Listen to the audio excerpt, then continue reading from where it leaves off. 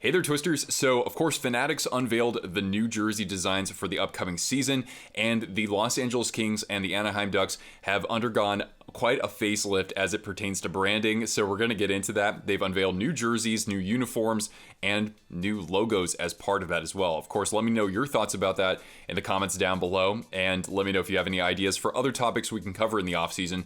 I'll probably do a jersey rankings at some point in the offseason as well. So let's start with the Anaheim Ducks. Now, for the last 17 years, they've been using the duck foot primarily as their logo, and people wanted to see something more reminiscent of the Mighty Ducks era from before then.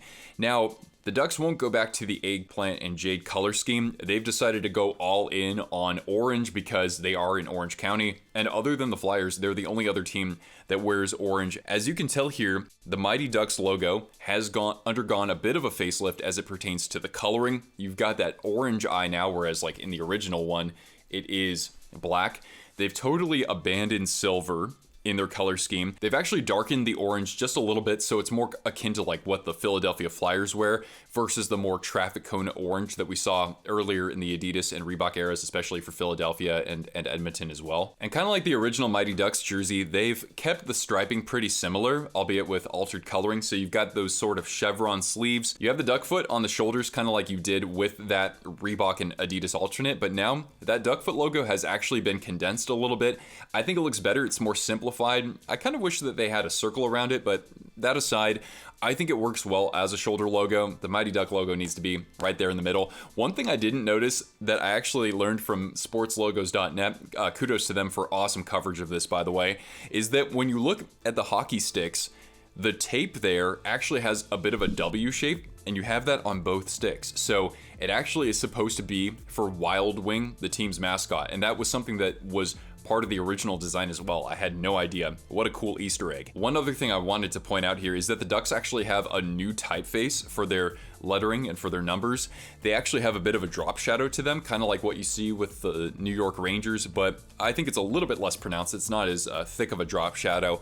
I generally like that, although I will say I actually prefer what they had in the Adidas and Reebok era with that typeface. It was kind of slanted a little bit more, the characters on the numbers.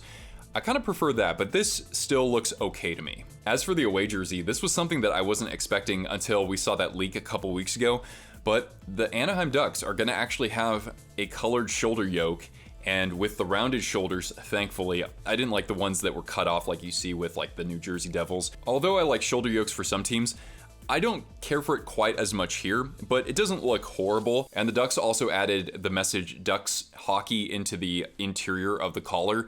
We see some teams do stuff like that, especially for like more commemorative jerseys. The Kings, on the other hand, have not done that. I think overall that's a fine touch.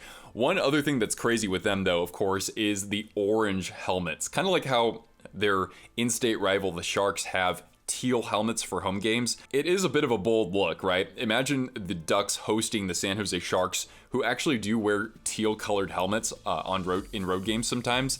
That might be a little bit overkill, but you know what, man? You know what? I wanted something different with the Ducks, or I wanted something different than what we had in the Adidas era. So all in all, I'm cool with it. Overall, I would say that this isn't my favorite jersey in the NHL by any means. The home jersey I do prefer to the away one. I like the cleaner look with the shoulders. I'd say that for me, it's probably in the neighborhood of about an 8 out of 10. It's pretty damn solid. And now we get to the LA Kings. Now, what they've decided to do is throw things back to what we call the Gretzky era, right? From the late 80s into the mid 90s, when they went from purple and gold to silver and black. And we did see the Kings sort of reissue that sort of throwback during the Adidas era, actually on 2 occasions. But yeah, now they're going all in with this classic Chevy logo. And it does have a few different characteristics that are different from the original logo. I think it looks fairly refined. I like that 1967 crown at the bottom there. I did like the way that they sort of just tweaked the typeface on the Los Angeles and also on the Kings part as well. Fewer outlines. I think that that's overall a cleaner logo for them. And the jersey itself is more of a classic hockey jersey design, right? With simple banding on the arms, simple banding on the waist. Not trying to get too complicated with like shoulder logos or anything in the collar. And even though I would prefer something with purple, because we don't have a team that actually wears purple, for home games, Overall, I think this is a good move. I'd say that my favorite thing about this jersey is that the Kings did one thing that I wish that we would have seen on Reverse Retro 1.0, and that was moving the numbers from the actual sleeve bands to the upper arm. I think that balances out the jersey better. Not to mention, if you have like fabric right where your shoulder is and you're bending your arm, you don't want to like wrinkle the numbers or anything like that. So I thought that that was a good change to make there. You have silver numbers. It will have a bit of that shine that we had in the Adidas era as well, and I think that that makes it even better. And this actually surprised me a little, but the Kings actually have a two-tone collar, and they have a little bit of a white rim around it as well.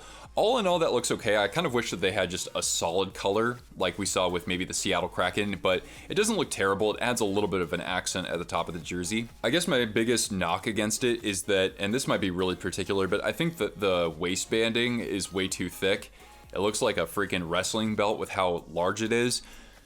On the sleeves, I think it looks a little bit better. So if that was downsized a little, I'd probably prefer that, but that wouldn't stop me from buying a jersey if I wanted to collect this. And also one thing that I just caught sight of here is that the Kings are using a matte black helmet, so it's not gonna have as much shine to it, but I actually like that. I think it looks sleek that way. So overall with this look, I would say that it might rate a little bit lower than the Ducks. It's not as aggressive, right? But then again, the Kings, they have a lengthier history, more, rebrands, more logos that they've rolled out, different colorings over the years. Not that Anaheim hasn't, but LA has had that happen for what now, 55, almost 60 years.